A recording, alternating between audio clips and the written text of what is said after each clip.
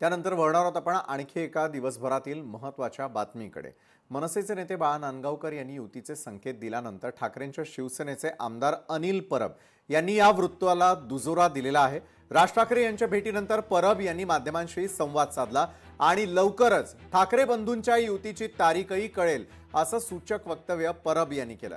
आगामी मुंबई महापालिका निवडणुकीच्या पार्श्वभूमीवर ही चर्चा सुरू असल्याचं त्यांनी स्पष्ट केलं आहे।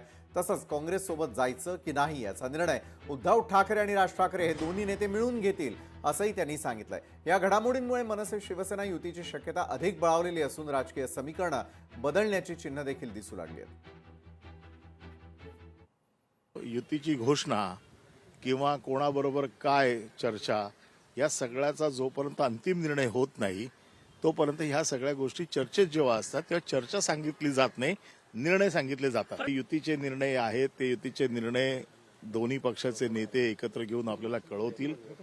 ज्या वेळेला निर्णय अंतिम होतील त्यावेळेला आपल्या समोर येऊन आम्ही कळवू।